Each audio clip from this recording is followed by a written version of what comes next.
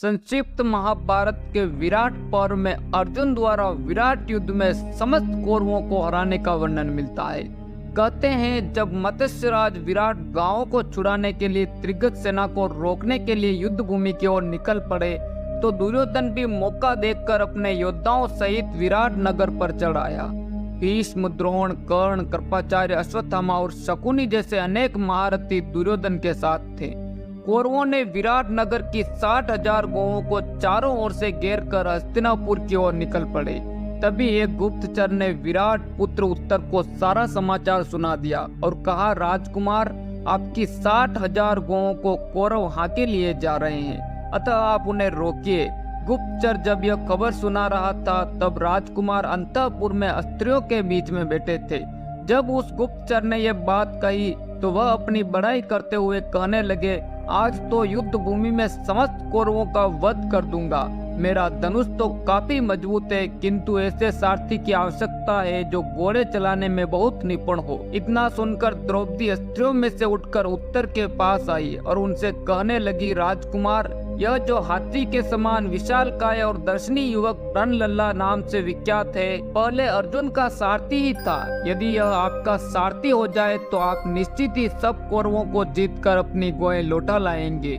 द्रौपदी के इतना कहते ही राजकुमार उत्तर अर्जुन के पास गए और बोले, प्रणलल्ले, तुम मेरे रथ के सारथी बनो और घोड़ों को उसी प्रकार अपने काबू में रखना जिस प्रकार पहले से रखते आए हो। मैंने सुना है पहले तुम अर्जुन के प्रिय सारथी थे और तुम्हारी सहायता से ही पांडव प्रवर अर्जुन ने सारी पृथ्वी को जीता था। इसके पश्चात उत्तर ने सूर्य के समान चमकता हुआ बढ़िया कवच धारण किया तथा रथ पर सवार होकर रणभूमि की ओर निकल पड़े। थोड़ी ही दूर जाने पर उत्तर और अर्जुन को महाबली कौरवों की सेना दिखाई दी। वह विशाल सेना हाथी, घोड़े और रथों से भरी हुई थी। कर्ण, दुर्योधन, कृपाचार्य, भीष्म और अश्वत्थामा सहित महान धनुर्धर द्रोण उसकी रक्षा कर रहे थे। उसे देखकर उत्तर के रोंगटे खड़े हो गए और उसने भय से व्याकुल होकर अर्जुन से कहा, इस सेना में तो अनगिनत वीर दिखाई दे रहे हैं, यह तो बड़ी विकट है, देवता लोग भी इस सेना को नहीं हरा सकते। ऐसा कहकर राजकुमार उत्तर रथ से कूद पड़ा और सारी मान मर्यादाओं को तिलांजलि देकर धनुष बाण फेंक कर भाग गया। उत्तर को भागता हुआ देख महाबाहु अर्जुन ने उसे समझाते हुए कहा, तुम इस रथियों की सेना में चले चलो, इस महान में अपने बाहुबल से तुम्हारी रक्षा करूंगा। इस प्रकार महावीर अर्जुन ने युद्ध से डरकर भागते हुए उत्तर को समझाया और उसे फिर रथ पर चढ़ा लिया। राजन, इधर अर्जुन रथ को समी वृक्ष के पास ले गए और उत्तर से बोले, राजकुमार, मेरी आज्ञा मानकर तुम शीघ्र इस वृक्ष पर से धनुष उतारो। ये तुम्हारे धनुष मेरे बाहुबल को सहन नहीं कर सकेंगे। इस वृक्ष पर पांडवों के अस्त्र शस्त्र रखे हुए हैं। यह सुनकर राजकुमार उत्तर रथ से उतर पड़ा और उसे विवश होकर उस वृक्ष पर चढ़ना पड़ा। उत्तर पांडवों के उन अति उत्तम धनुषों को लेकर नीचे उतरा और उन पर लिपटे हुए पत्तों को हटाकर उन्हें अर्जुन के आगे रखा। उत्तर को गांडीव के सिवा वहां 4 धनुष और दिखाई दिए। उन सूर्य के समान तेजस्वी धनुषों को खोलते ही सब और उनकी दिव्य कांति फैल गई। तब उत्तर ने उन प्रभाव पूर्व और विशाल धनुषों को हाथ से छूकर पूछा कि ये किसके हैं। अर्जुन ने कहा, राजकुमार, इनमें यह तो अर्जुन का सुप्रसिद्ध गांडीव धनुष है। यह संग्राम भूमि से शत्रुओं की सेना को क्षणभर में नष्ट भ्रष्ट कर डालता है। तीनों लोकों में इसकी सुप्रसिद्धि है और यह सभी शस्त्रों से बढ़ चढ़कर है। यह अकेला ही 1,00,000 शस्त्रों की बराबरी करने वाला है। अर्जुन ने इसी के द्वारा संग्राम में देवता और मनुष्यों को परास्त किया था। इस प्रकार अर्जुन ने समस्त अस्त्र शस्त्रों के बारे में उत्तर को बताया। इतना सुनकर राजकुमार उत्तर बोले, हे ब्रह्मलल्ले, जिन महात्माओं के सुंदर और सुनहले आयुध इस प्रकार चमचमा रहे हैं, वे प्रथापुत्र अर्जुन, युधिष्ठिर, नकुल, सहदेव और भीमसेन कहाँ है? वे तो सभी बड़े महानुभाव और शत्रुओं का संहार करने वाले थे। अर्जुन ने कहा, मैं ही प्रथापुत्र अर्जुन हूँ। मुख्य सभासद कंग युधिष्ठिर है। तुम्हारे पिता के रसोई पकाने वाला वल्लभ भीमसेन है, अश्व शिक्षक ग्रंथिकी नकुल है, गोपाल तंतीपाल सहदेव है और जिसके लिए कीचक मारा गया है वह शैलेंद्री द्रौपदी है। इतना कहकर अर्जुन ने उत्तर को अपना सारथी बनाकर पांडव परवर अर्जुन ने शमी वृक्ष की परिक्रमा किए और फिर अपने सब अस्त्र शस्त्र लेकर अग्निदेव के दिए हुए रथ का ध्यान किया। ध्यान करते ही आकाश से एक ध्वजा पताका से सुशोभित दिव्य रथ उतरा। अर्जुन ने उसकी प्रदक्षिणा की और इस वानर की ध्वजा वाले रथ में बैठकर धनुष बाण धारण किए उत्तर की ओर प्रस्थान किया। फिर उन्होंने अपना महान शंख बजाया जिसका भीषण घोष सुनकर शत्रुओं के रोंगटे खड़े हो गए। इसके बाद अर्जुन ने सारी सेना पर दृष्टि डालकर देखा किंतु उन्हें दुर्योधन कहीं दिखाई नहीं दिया।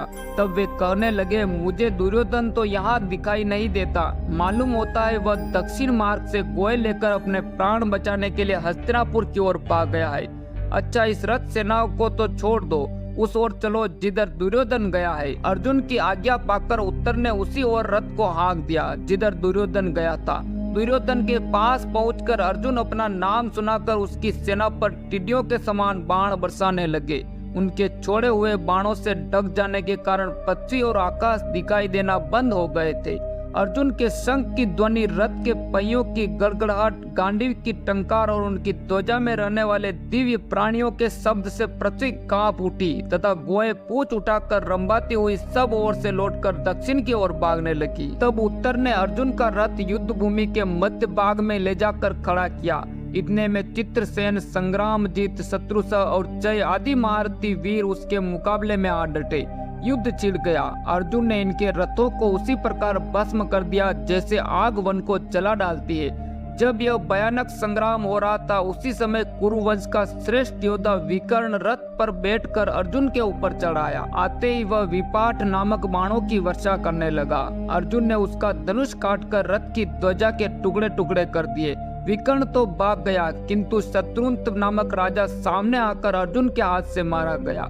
फिर तो जैसे प्रचंड आंधी के वेग से बड़े बड़े जंगलों के वृक्ष हिल उठते हैं उसी प्रकार अर्जुन की मार खाकर कौरव सेना के वीर कांपने लगे। इस युद्ध में इंद्र के समान पराक्रमी वीर भी अर्जुन के द्वारा परास्त हुए। वह शत्रुओं का संहार करता हुआ युद्ध भूमि में विचर रहा था। इतने में कर्ण के भाई संग्रामजीत से उसकी मुठभेड़ हो गई। अर्जुन ने उसके रथ में जुते हुए लाल लाल घोड़ों को मारकर एक ही बाण से उसका सिर काट दिया। भाई के मारे जाने पर कर्ण अपने पराक्रम के जोश में आकर अर्जुन की ओर दौड़ा और 12 बाण मारकर उसने अर्जुन को बींध डाला, उसके घोड़ों को छेद दिया और राजकुमार उत्तर के हाथ में भी चोट पहुंचाई। यह देख अर्जुन भी जैसे गरुड़ नाग की ओर दौड़े उसी प्रकार कर्ण पर टूट पड़ा। ये दोनों वीर संपूर्ण धनुर्धारियों में श्रेष्ठ महाबली और सब शत्रुओं का प्रहार सहने वाले थे। इनका युद्ध देखने के लिए सभी कौरव वीर ज्यों के त्यों खड़े हो गए। अपने अपराधी कर्ण को सामने पाकर अर्जुन क्रोध और उत्साह से भर गया और एक ही क्षण में उसने इतनी बाण वृष्टि की कि रथ, सारथी और घोड़ों सहित टक गया था। इसके बाद कौरवों के अन्य योद्धाओं को भी अर्जुन ने रथ और हाथियों सहित बींध डाला। भीष्म आदि भी अपने रथ सहित अर्जुन के बाणों से ढक गए। इससे उनकी सेना में हाहाकार मच गया। इतने में कर्ण ने अर्जुन के तमाम बाणों को काट दिया और अमरस में भरकर उसके चारों घोड़ों तथा सारथी को बींध डाला, साथ ही रथ की ध्वजा को भी काट दिया। इसके बाद उसने अर्जुन को भी घायल किया। कर्ण के बाणों से आहत होकर अर्जुन सोते हुए सिंह के समान जाग उठा और उसके ऊपर पुनः बाणों की वर्षा करने लगा। अपने वज्र के समान तेजस्वी बाणों से उसने कर्ण के बाह, जंघा, मस्तक, ललाट और कंठ आदि अंगों को बींध डाला। कर्ण का शरीर शतविषक्त हो गया, उसे बड़ी पीड़ा होने लगी। फिर तो जैसे एक हाथी से हारकर दूसरा हाथी भाग जाता है उसी प्रकार वह युद्ध के मैदान से भाग खड़ा हुआ।